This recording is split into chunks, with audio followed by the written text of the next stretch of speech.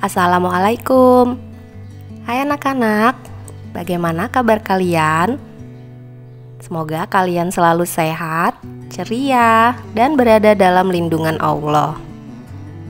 Kali ini kita akan belajar tentang tanaman obat keluarga. Yuk disimak videonya baik-baik. Tanaman obat keluarga atau biasa disingkat toga merupakan tanaman yang bisa dibudidayakan di pekarangan rumah dan mempunyai manfaat sebagai obat-obatan herbal tradisional. Penggunaan tanaman sebagai pengobatan herbal sudah dipraktekkan sejak zaman Mesir kuno sekitar 2500 tahun sebelum Masehi. Dari 30.000 jenis tanaman yang ada di Indonesia, 940 jenis diantaranya merupakan tanaman yang bisa dimanfaatkan untuk obat-obatan tradisional dalam kehidupan sehari-hari. Hasil beberapa penelitian membuktikan bahwa obat atau ramuan tradisional yang diramu dari tanaman obat lebih mudah dicerna oleh tubuh dan tidak terlalu menyebabkan efek samping. Sudah banyak negara maju yang mulai memproduksi obat-obatan dari tanaman herbal. Berikut ini contoh tanaman obat keluarga yang biasa kita temukan di sekitar kita. Kunyit atau kunir merupakan salah satu jenis tanaman rempah atau obat.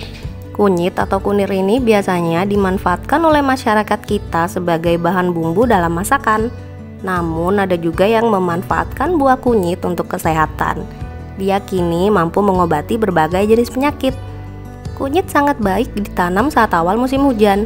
Penyinaran matahari yang cukup dan tanah yang gembur dapat menambah kesuburan. Kencur merupakan salah satu jenis tanaman obat. Kencur sangat mudah untuk ditanam dengan permukaan tanah yang tidak terlalu kering dan tidak terlalu basah dan cukup terkena sinar matahari. Tanaman kencur ini bisa hidup dengan mudah.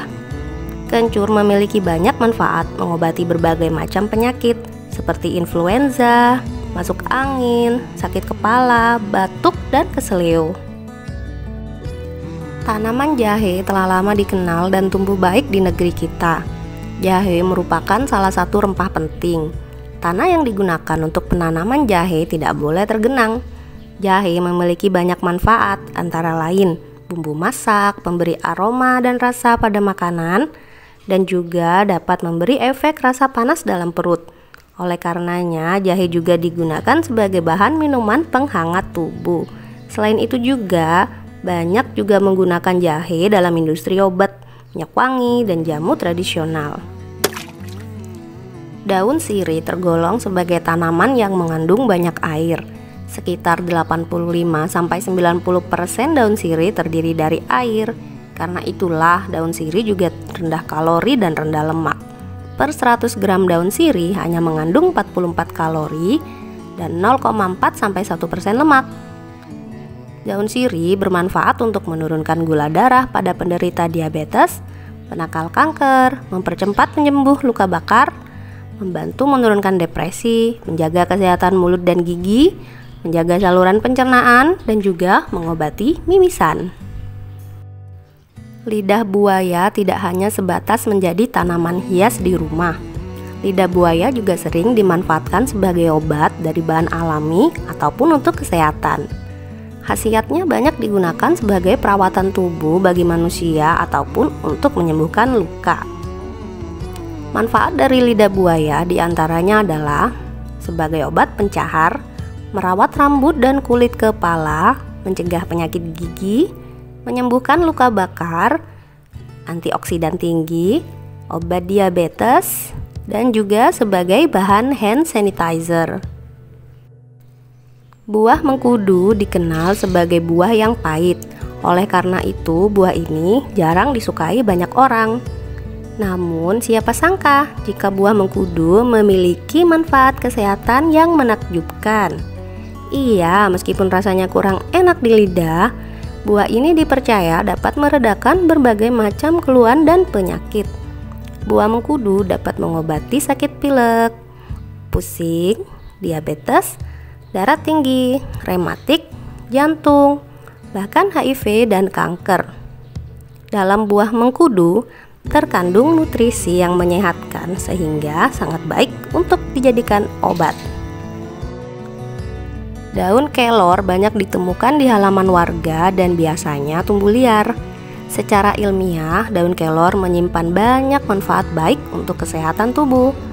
Daun yang juga disebut moringa ini dipercaya dapat membantu menjaga kadar gula darah serta memiliki kandungan antioksidan tinggi.